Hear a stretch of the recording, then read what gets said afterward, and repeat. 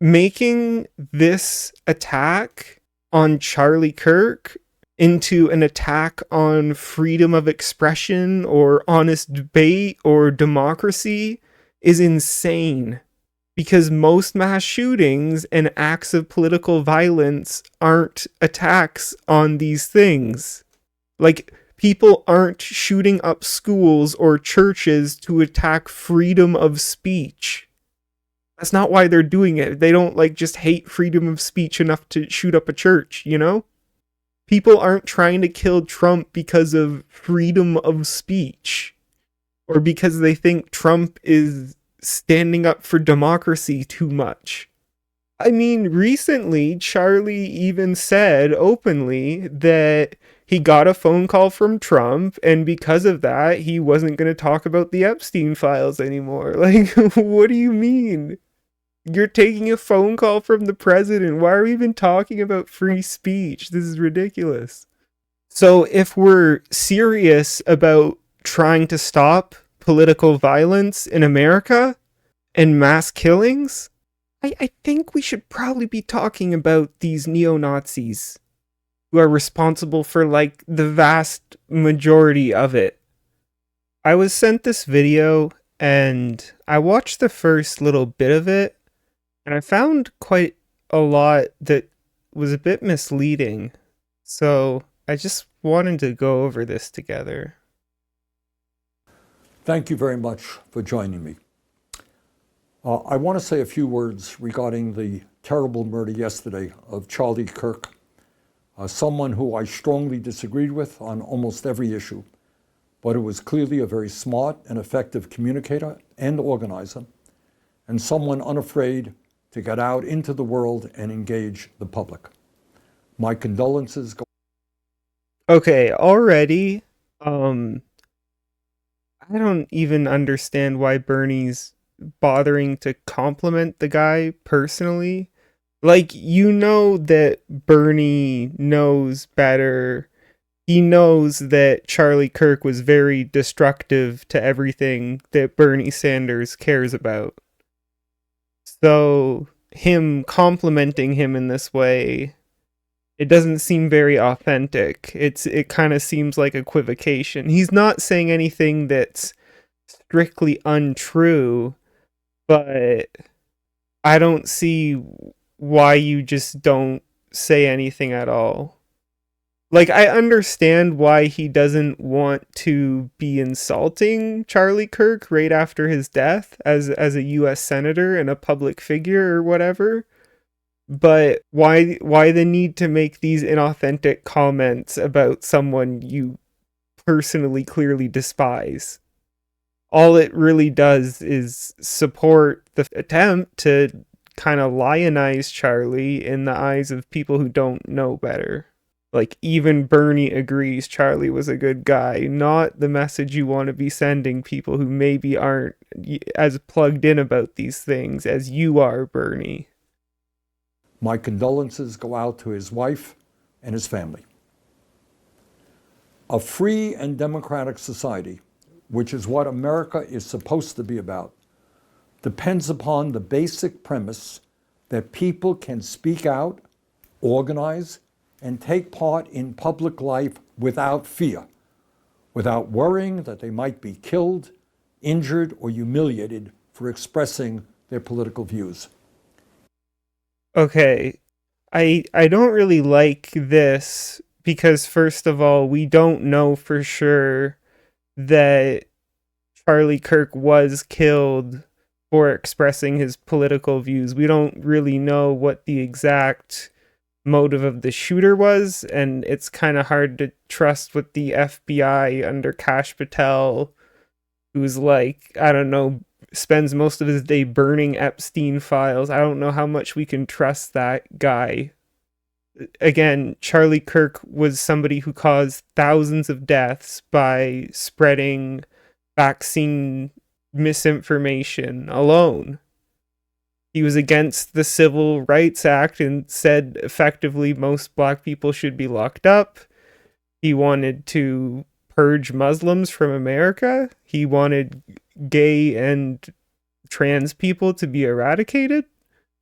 When you say good things about him without acknowledging any of the bad things and pretending he was some warrior for a free and democratic society, you're helping fascists make it look like anyone who's celebrating Charlie Kirk's death is not just celebrating the violence, but like against free speech or democracy, when in fact they're probably happy that there isn't like this billionaire funded propagandist still spreading misinformation and hate and other harmful ideas.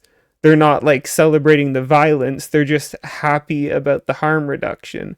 If you have a hard time thinking about this, imagine if, I don't know, Putin died, or if you're a liberal, imagine if Trump died. And it's like, if he died in a violent way, you're not necessarily gonna like condone that violence, but are you gonna celebrate the fact just in general that that political actor isn't able to do harm anymore? Yeah. And it's like normal and acceptable to feel a little bit happy. Like, are we supposed to sing the praises of Henry Kissinger and Hitler, Like, if Kim Jong-un dies, are we supposed to be like, oh, he was a great debater or something, right? No, we're not supposed to do that. And, somebody who's opposed to the Civil Rights Act like Charlie didn't believe in free debate. He just says what his donors wanted him to say, groomed him to say from a teenager, and used their finances and media and tech connections to push and scale up his narratives in a way that kind of distorted the public discourse, that like obstructed any kind of dialectical process, having a dialogue about things that matter. He was there to distort it for billionaires. He didn't want people to participate equally in debates based on sincerely held beliefs. His whole thing was, I'm going to make my voice the loudest by getting all this millionaire money. I mean, he advocated for the imprisonment or death of anyone who tried to teach kids about the existence of gay people. How are we going to pretend this was like a person who cared about like the freedom to express political views and stuff? He was a bad faith debater who engaged in rhetorical tricks and logical fallacies to avoid real debate, like consistently. You can see this in like every event, every video of him just interacting with people. Like, if Trump died and people started talking about how Trump just wanted honest debates and discussion and freedom for people, like, most of us would know that was bullshit. And Charlie was like every bit as dishonest and bad faith as that. I mean, recently, Charlie even said openly that he got a phone call from Trump, and because of that, he wasn't going to talk about the Epstein files anymore. Like, what do you mean? You're taking a phone call from the president. Why are we even talking about free speech? This is ridiculous. So, like, playing into a narrative of this guy as some kind of champion of freedom of expression or the free press or democracy, it doesn't just whitewash his image, but it presents his killing as an attack on these things. And really, that's the core problem with what Bernie is saying here. Phrasing this as political violence and an attack on freedom of expression and peaceful democracy is just playing into the bad faith narrative being promoted by fascists and their propagandists. We don't even know for certain that this attack was done for political reasons, or whether like psychological or personal reasons played the primary role. The facts that the FBI is presenting are pretty suspicious. And the reporting we have seems to point to the fact the shooter was kind of apolitical. They had a friend group with various beliefs, and the violence may have been motivated by something personal. Like, there have been several times throughout history that somebody tried to assassinate the president just to become famous or for some personal reason, not for a political reason. That's happened multiple times.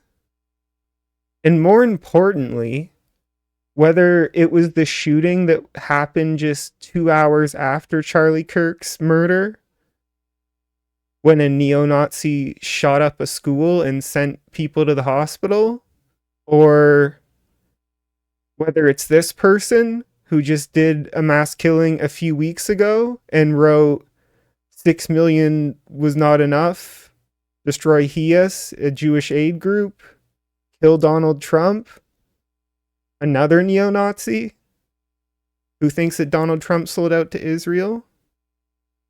Or we can go to the last attempt on Trump's life. Apparently, a neo-Nazi killed their parents as part of a Trump assassination attempt. Or we can go before that. We all remember this. When he did get shot, I didn't kill him, he got shot. The FBI found that the person who did this had anti-Semitic, anti-immigrant comments on social media. So if we're serious about trying to stop political violence in America and mass killings, I think we should probably be talking about these neo-Nazis who are responsible for, like, the vast majority of it. Like, look, this is from the ADL, Israel Aligned Group, anti-left group. This is their numbers where the incidents of extremist violence are almost entirely right-wing, and because the ADL is pretty Islamophobic, they kind of categorize domestic Islamist extremists differently. But, rationally, those are extreme conservatives as well. But you can see, both in terms of the total incidents and killings, the left makes like a tiny sliver, and more importantly, the vast majority of it is extreme conservative fundamentalist freaks. Or, there's a million of these graphs out there. I just chose 2 from right-wing organizations. The Cato Institute is like a far-right think tank, and these are their numbers. These are the best numbers they can come up with. So it's almost 550 to 65. Almost like a 10-to-1 ratio of conservative violence versus left violence. And this is since 1975. So they did their best to find some left violence, but this right-wing think tank, these are their numbers. So there's lots of other studies, whatever graphs you can go look at, but they all basically say the same thing. And here's the thing.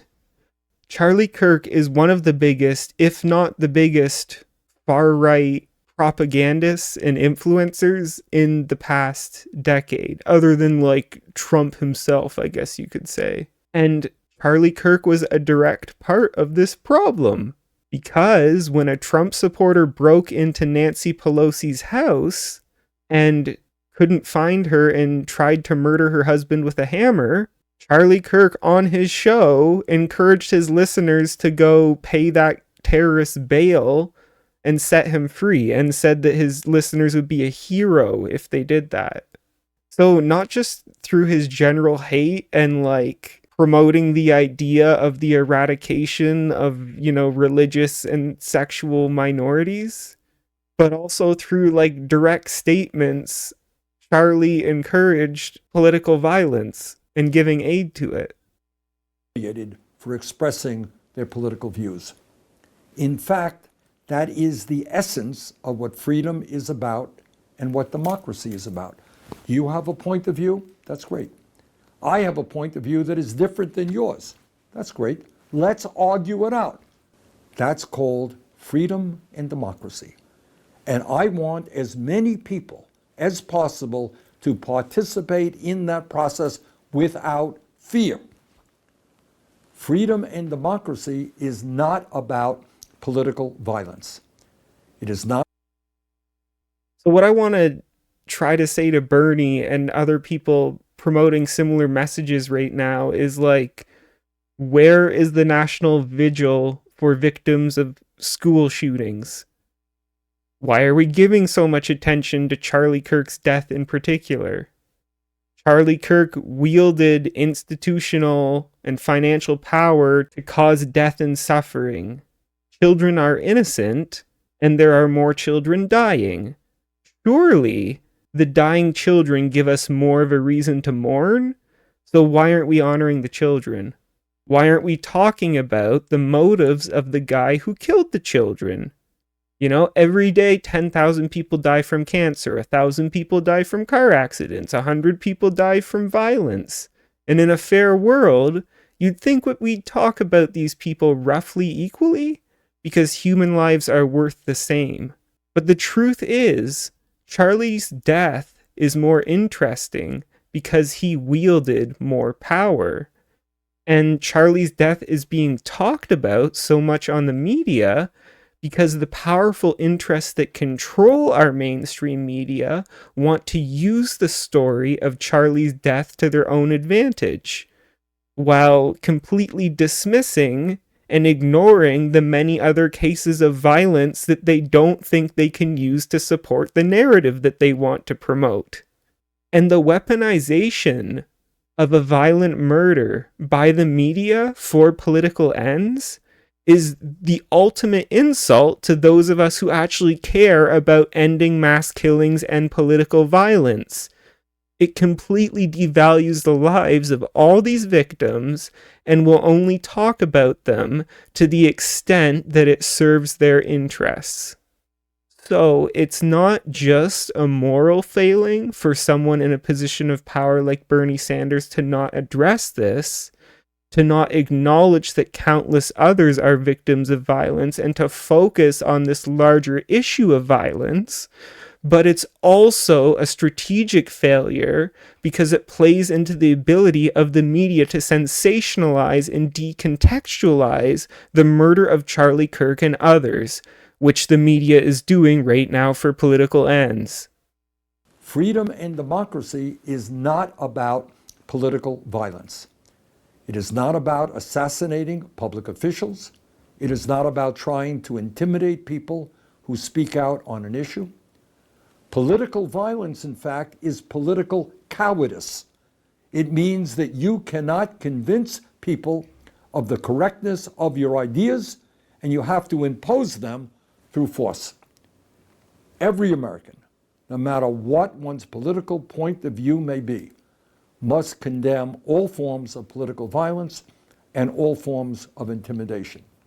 We must welcome and respect dissenting points of view. That's what our Constitution is about. That's what our Bill of Rights is about. That, in fact, is what freedom is about. The murder of Charlie Kirk is... This doesn't help. This doesn't help reduce, but we just looked at all the examples. They're neo-Nazis, Bernie. They don't care about your dissenting views and your honest conversations and debates and freedom and they don't care.